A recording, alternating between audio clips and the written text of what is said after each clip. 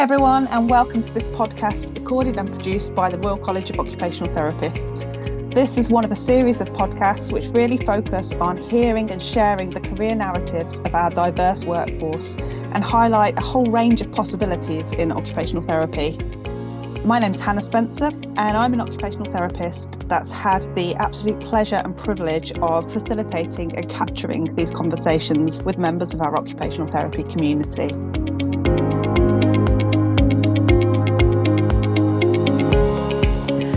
So my name is Suhailah Mohamed. I'm an occupational therapist. My clinical background has predominantly been in mental health services, inpatient and crisis and sort of home treatment services. And I'm now working with NHS England in the Office of the Chief Allied Health Professions Officer, who's Suzanne Rastrick, and my job title is Head of Allied Health Professions. So the purpose of our conversation today is around that career journey and thinking about your occupational therapy career and your experiences of getting to this point, I guess. I found it quite helpful to guide my reflections using that river analogy, the career journey as river course, and in a sense kind of use that Cower model in my thinking. So I guess what drew you to occupational therapy? Can you pinpoint the source of that journey? How did it start? Absolutely. So this is my second career. So I always knew that I wanted a career in health and care. I was on a trajectory to study medicine at university, but there must have been an angel looking out for me because that didn't quite happen. And then I'd actually done my bachelor's and had started working within health and social care recruitment or health and social care sort of workforce provision with a private provider up in West Yorkshire. And I relocated from West Yorkshire down to London, continued sort of within that health and care workforce arena within the private sector. And when I was a senior recruitment consultant for a health and care recruitment agency, we were looking to expand within our agency and open an occupational therapy locum desk. And it was from conversations with our sales director who was telling me about the vision of the organization setting up this desk. And he did the sales pitch for occupational therapy. And he must have seen my eyes light up because he stopped in the middle of his pitch and said, "Oh, don't worry, Suhailah, their loss is our gain." But I went home that day and Googled occupational therapy, and the first thing that came up was the American Association of Occupational Therapists description of what the profession is and its philosophy. And I fell in love with the philosophy that I read. It resonated with me so strongly. I said, of course, doing is central to my sense of being. Of course, when I do things that I love and are purposeful and meaningful, I feel good, and inevitably my health is improved from that sense of feeling good. So it just made sense to me to the core. And then I applied to do the Masters in Occupational Therapy, which I then completed at Brunel University, and joined the HCPC registered as an occupational therapist in 2017. So that was my introduction to it.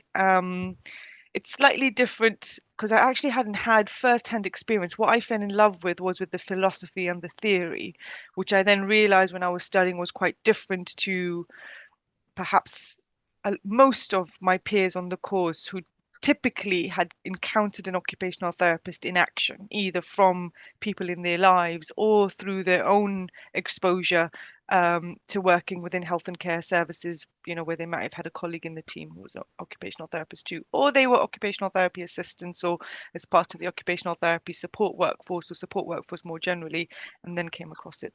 And then what's contributed along the way to your flow? What kind of skills, experiences, opportunities have you had along the way?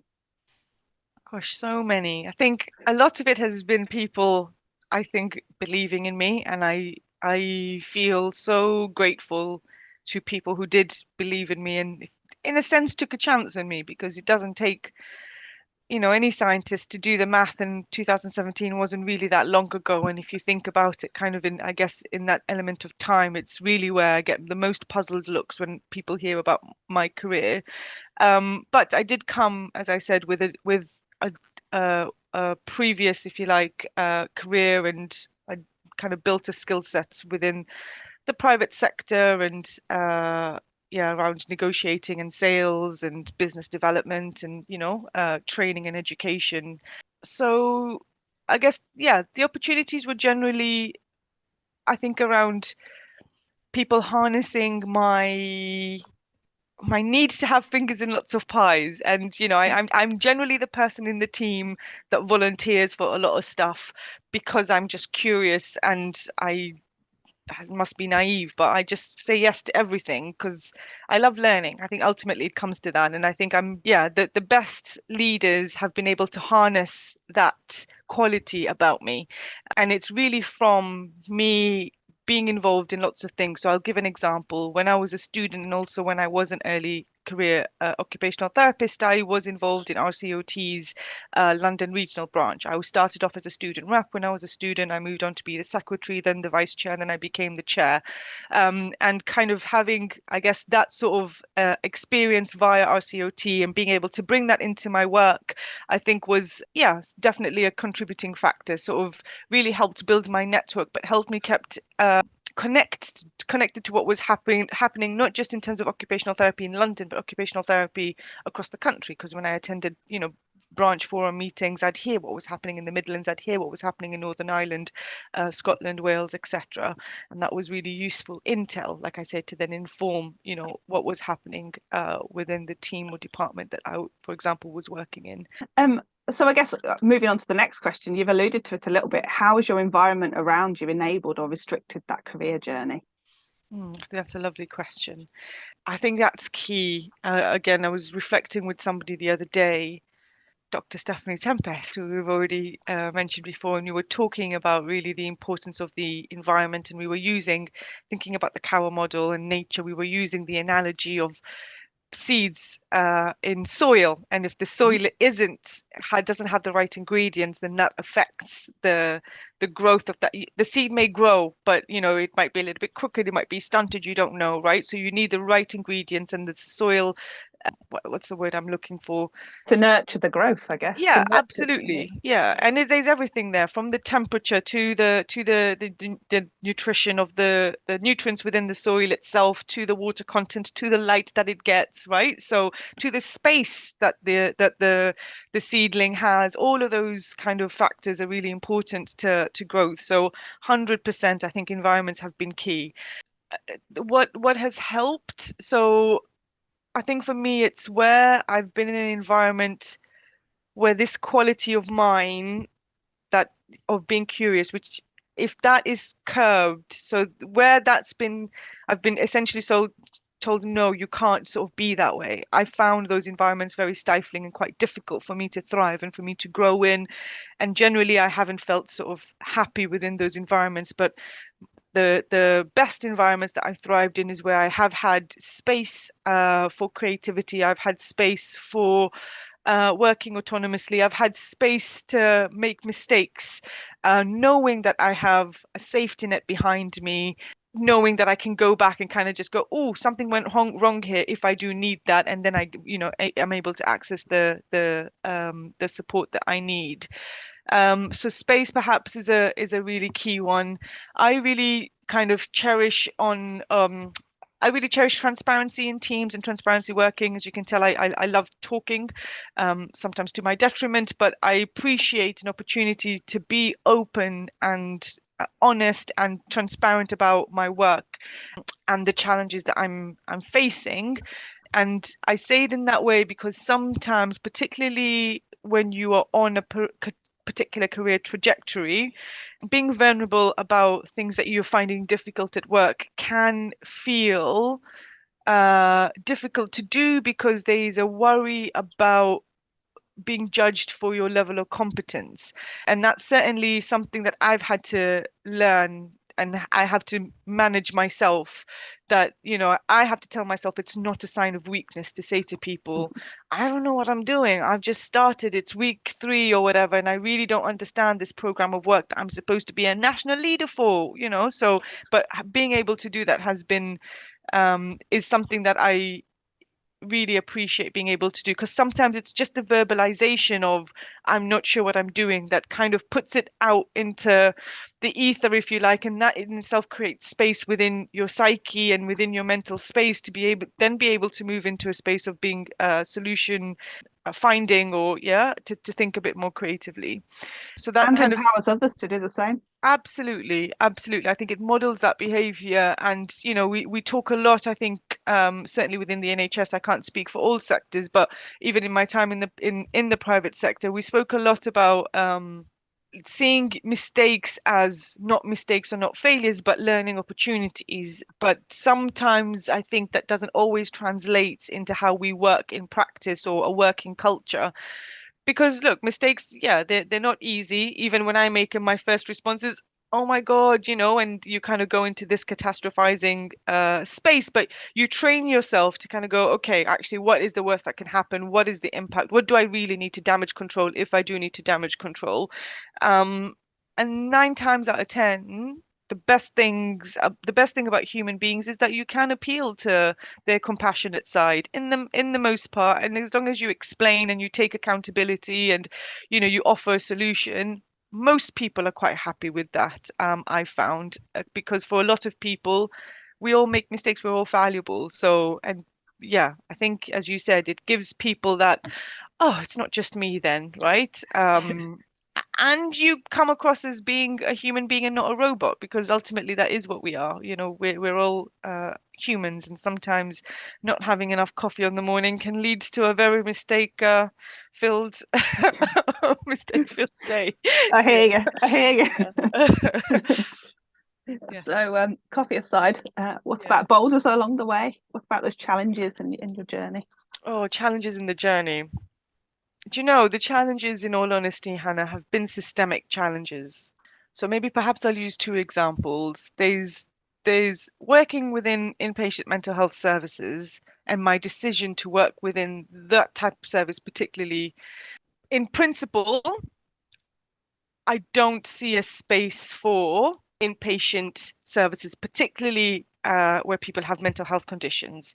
Now, I'm sure anybody listening to this would probably gasp and go, but I'll explain. So, other than, of course, where you've got issues around safety, and somebody needing to be kept safe because they're at risk of harm to themselves or to other people, I can understand a need for some form of restriction. Can that restriction happen within their own environment? I hope so. That would be the utopia, right? So my statement is really based in kind of, I guess, the absolute ideal.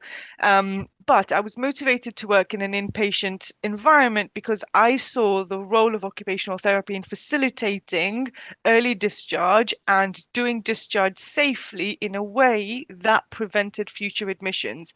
And when I spotted the role, when I realized, that's what occupational therapy can do here, that's what motivated me, because I thought rather than I thought I could tackle the issue from the inside in a way. So if I'm in inpatient settings and I'm able to influence the decision to either admit or to support kind of discharges into the community and keeping people safe and well at home, that I thought was, something that, yeah, really excited me, and I felt aligned with my values and kind of what I wanted to be a part of as part of my clinical practice. Um, but coming back to the boulders and the barriers, I was really struck. And the things, of course, that you don't fully get exposure, whether it's from a 4-week placement or through your pre-reg training, is, I guess, is understanding the full system. So understanding the admission processes, that patient journey from, say, for example, a psychiatric intensive care unit, and them needing to be stepped down into more open acute wards, and then maybe needing to step down even to an even more open ward, and then maybe being discharged with crisis and home treatment, right? So there's like I say, that systemic thing that certainly as a clinician, as an autonomous clinician, I thought was a bit of a bold and a bit of a barrier in terms of me being able to actualize this utopian vision that I had, yeah, for how occupational therapy happens, let alone, of course, you work within an MDT, it's a consultant-led team and kind of all of those particular things. Mhm. The other systemic boulders, in all honesty, and of course, this is the bit that is a bit sad, is really around yeah, kind of whether it was conscious or sometimes conscious bias, sometimes unconscious bias, sometimes flat out discrimination. Um, and I guess some of those kind of those human things that do happen because either people feel afraid or they feel insecure, or they feel anxious, or yeah, they feel threatened by something. And now, back then, of course, no one's likes to be at the receiving end of any of those experiences. But I think my journey with this and my reflection and my working through all of those experiences has taught me that 9 times out of 10, it's something's going on for the person when they behave in that way, and kind of reminding myself that, kind of just not to be on the offense or not to be on the defense, because remember that person's might be in a difficult space themselves, or you know, and sometimes they know what's going on for them, sometimes they don't know what's going on for them, but that gets in the way. So I'll give you an example. Again, when I had started as my very first job, I felt ready. Um, First of all, I had to push really hard for me to be put onto the preceptorship program. I understood the preceptorship was something that was on offer to me as part of me joining the organization. But when I asked to start it, I was discouraged and I was told I needed to wait for my preceptorship. I needed to wait at least 6 months before I started my preceptorship, which didn't make sense to me because I was like, but by 6 months, there's so much kind of learning that I perhaps would have missed. And actually, I need that support now to help me make that transition. But the answer was a hard no from my clinical lead. No, you're not going to start it until that point. And then when I did start it and I was whizzing my way through the preceptorship kind of learning, I was told that I was moving too quickly and that I needed to slow down. So sometimes some of my evidence that I'd submitted wouldn't be accepted, because if there was accepted, then it means I finished the preceptorship too quickly. Finally managed to finish the preceptorship, and I felt ready for moving on to, if you like, the next stage of my career, which would be at the pay band for the Agenda for Change, pay band 6. And again, I was told, no, you have to be at pay band 5 for at least 18 months before you can.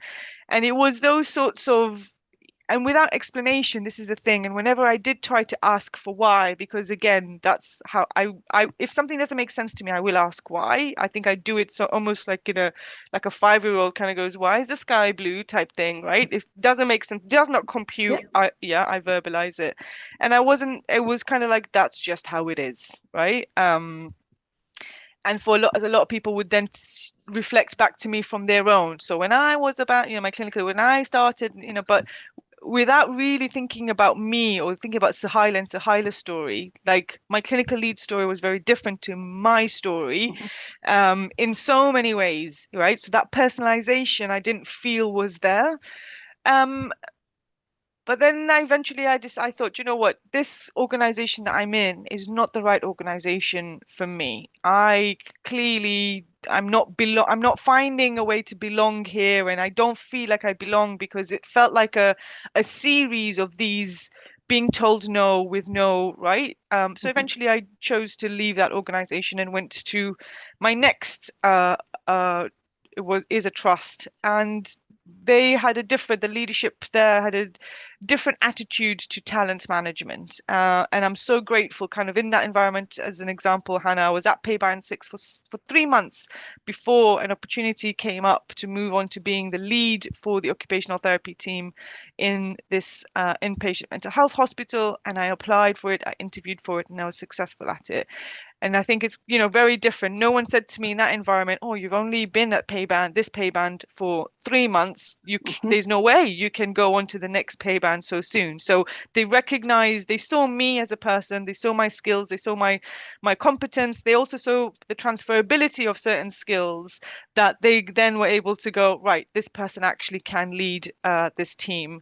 And from there, thankfully, I have benefited from uh, this different leadership attitude. So a slightly long answer there to some of the boulders, but I hope I've kind of explained. And I think the key is for the environment around you to see that person, to see you, and you as a multifaceted kind of wealth of experiences and skills. Yeah. Yeah, absolutely, absolutely. And that's, for, like with the model that you're using to hold these conversations, Hannah, Hmm. you know, they prize personalization and the person, and they recognize that everyone's journey down the river and your experience of the ebbs and flows will be unique to you. Yeah, because of everything else. So yeah, that's another reason why it's great to have this conversation with you today. I guess following on from that, do you feel like you've been able to be or to bring your authentic and best self to occupational therapy? I think that's a process. I think it's a process. I think it's certainly, and I say it's a process because there's so many. So if I think about when I initially started, I think the way in which perhaps I reconciled my self with my professional environment is very different to how I do that now. As I progressed in my career, I felt more comfortable, but some of that is a reflection of me being familiar and comfortable with the system itself, me being familiar with the culture of the NHS. Because, yes, you might have varying culture from, say, organization to organization or team to team, but there is also an NHS culture that is ubiquitous no matter where you are. That is, yeah, if you like, the culture of the NHS as the one of the largest employers globally. But I think where I was able to do that most, in all honesty, Hannah, was actually in my clinical practice. So when I think particularly about my time when I was the occupational therapist that was designated to a psychiatric intensive care unit in an inpatient mental health hospital, I felt very able to bring my authentic self there. And this is why, for me personally, I love working within the mental health, learning disability, and kind of autism sort of sector, because there's something about the population that you work with that makes it very difficult to be anything other than authentic. Sometimes I think having a mental illness is almost like having a superpower because you can, I don't know, you have like a sixth sense for the inauthentic stuff. And I don't say this lightly. My father lives with bipolar disorder, and he developed that condition late on in life. It was late onset after having a cancer diagnosis. So it was almost like the cancer diagnosis was almost like the trigger for him. And it, when he got the diagnosis or when his symptoms started to present itself, his inability to hold inauthenticity became kind of much more obvious, right? So if you say something to him and he doesn't feel like you're being true, he will call you out, you know? So that's why I say it's a little bit of a superpower. And yeah, so I think for me, where have I been able to be my truest self, or where have I felt able to bring my truest self, has really kind of been working within inpatient mental health. So, because you have to, I think, rapport and trust and connecting with the people that you're working with in those environments on a human level is so key, because you're meeting them in a space where they're so vulnerable. So you need to be prepared to make yourself vulnerable for you to be able to have that connectivity and them to be able to trust you. And then you're able to move forward in terms of care and treatment delivery. So yeah, I'll take a breath there, but that's probably, yeah, where I felt able to do that. What has been or is most important or helpful for you in your development and progression as an occupational therapist, or through your occupational therapy career? What's been most helpful to Yeah. me? Yeah. Spaces to reflect, and spaces to have abstract conversations. So I think they've been super helpful.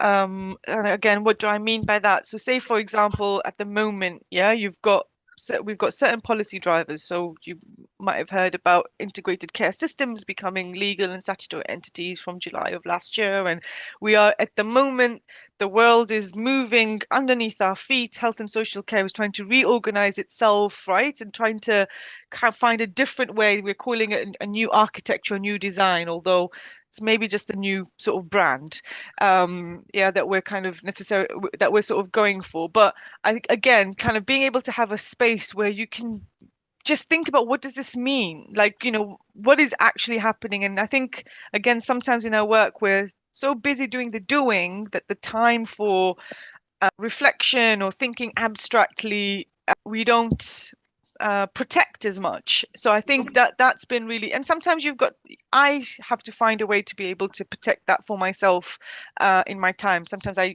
don't get to do it between, say, the hours of 9 to 5 or whatever my contracted hours are, but I find ways of being able to have that time protected, even if it's outside of, say, my working hours. But that time for reflection, I think, is certainly a real enabler. But not reflecting for the sake of reflecting, because sometimes I think, Hannah, we can you can almost be in a reflective space, and you can, yeah, I think sometimes we can over reflect as well. But you reflect with a view of finding the action that you then implement, right?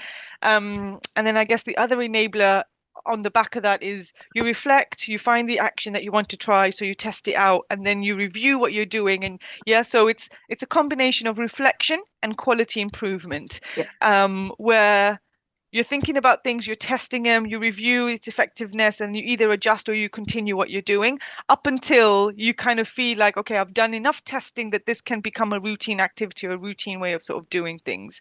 So I think those particular things are sort of helped me. I don't feel like I'm giving this question enough justice, though. Has supervision had a role in that?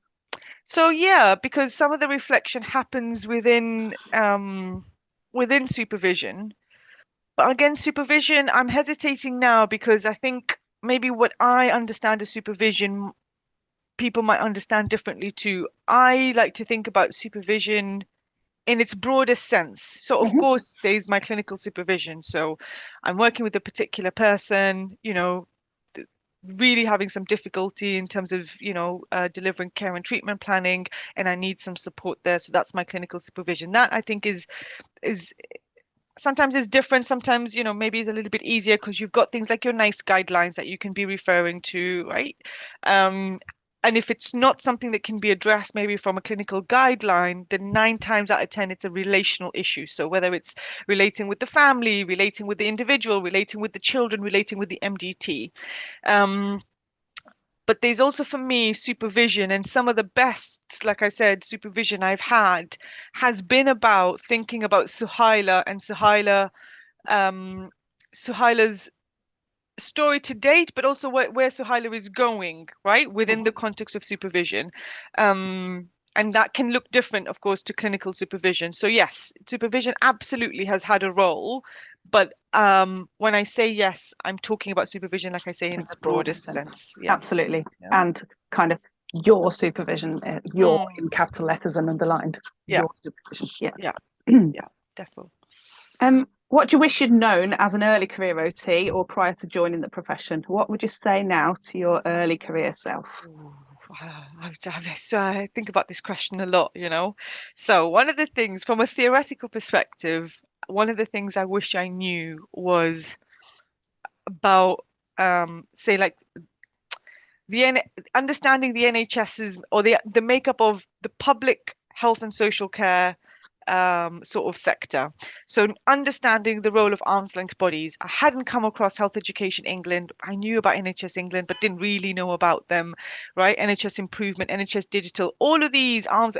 OHID, which is now, so the Office of Health Improvement and Disparities, which was Public Health England, like really understanding some of these bodies and how they influence my role within an occupational therapy service, right? So, because it does have a trickle down effect, of course. Yeah, so you've got Department of Health and Social Care, they're setting policy goes into programs then get delivered, kind of via NHS provider organizations. And I think understanding that connectivity would have helped me for two reasons. First of all, it would have helped me understand where I sit within the system. So there's something about how, being able to situate yourself in the system that you're working in, even though it's, within your team or within your department.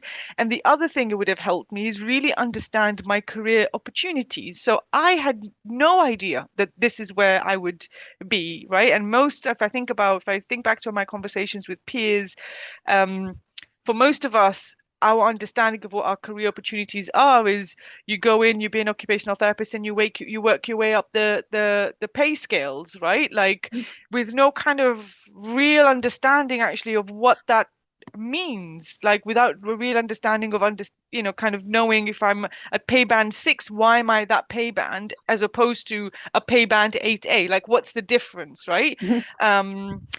That you're not limited to the clinical pillar. If we think about our 4 pillars of practice, I Yes. think yeah. So I really wish I'd known more.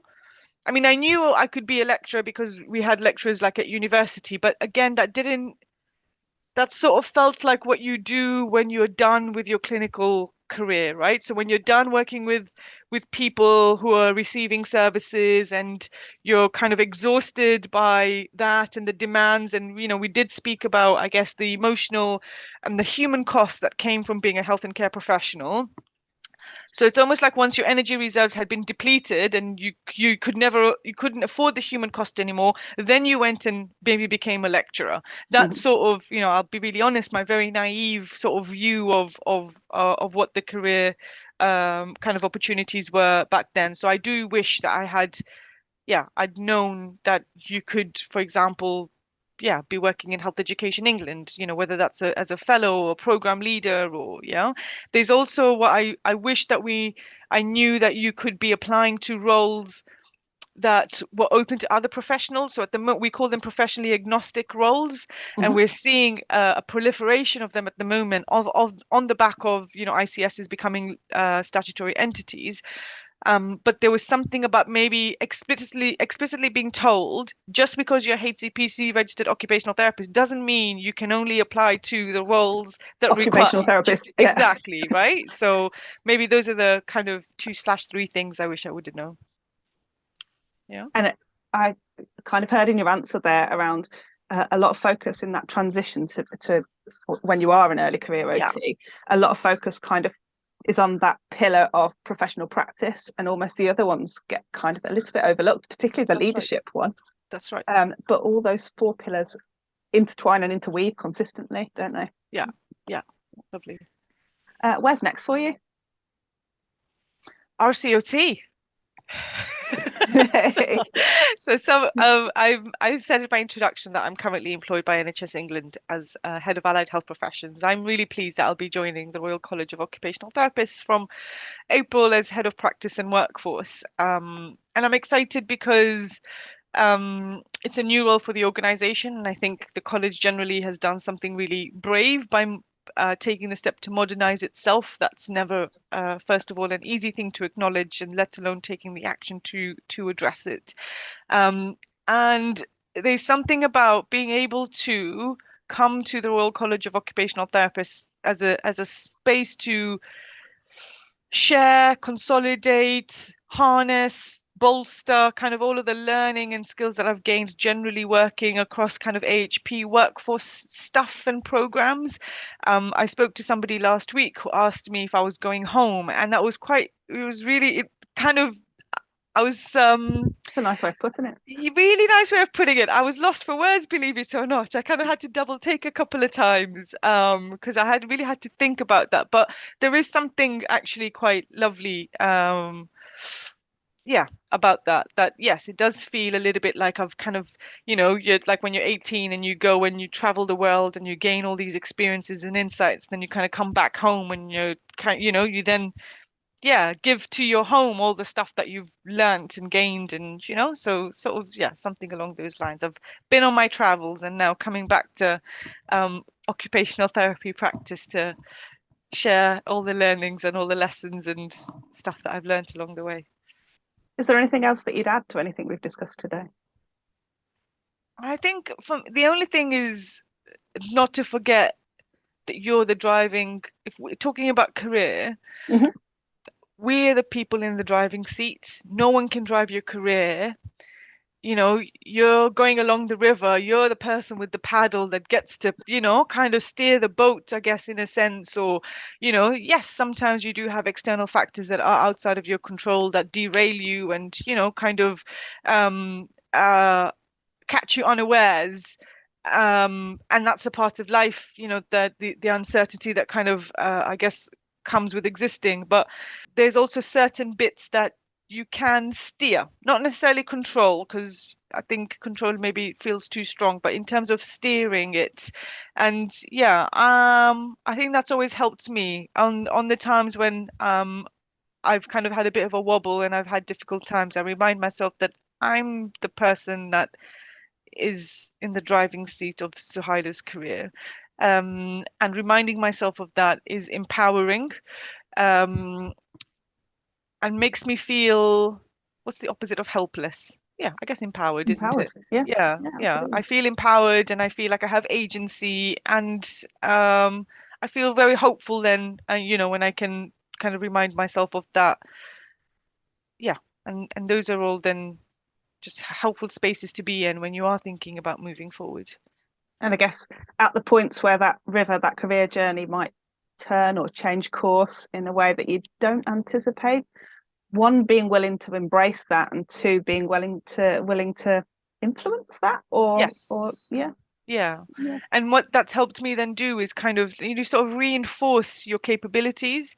So the next time I'm in that position where, I'm sort of ebbing a little bit, then I go, do you remember that time when you ebbed and, you overcame it and you did a really good job of it? So you got this, girl, like, keep going. So it's that sort of, and then the more I do that, then the more you sort of have that self-belief, the more you're able to have that self-reliance and to trust in your abilities. And then when people say to you, listen to your gut, you know that your gut is never going to do you, and you're trained to listen to your gut because that's what you've been doing to be able to get through, yeah, those ebbing situations. we've got a quick fire finish the sentence question to finish. Okay. Okay, so being an occupational therapist is The best. brilliant. So that's the perfect ending, is it not? It is. Is it too simple? We can do another take, Hannah, if you prefer. Yeah. I've never had a doubt in my choice, but just remembering that philosophy, like the doing, Been being, here. becoming, that is just, sometimes I sit on the sofa and I'm just, musing about life or everything else, and I just think about doing, being, becoming, belonging, right? So yeah, that's definitely. How can you argue with that? No, love it. Thanks so much for talking to me today. Pleasure. Pleasure.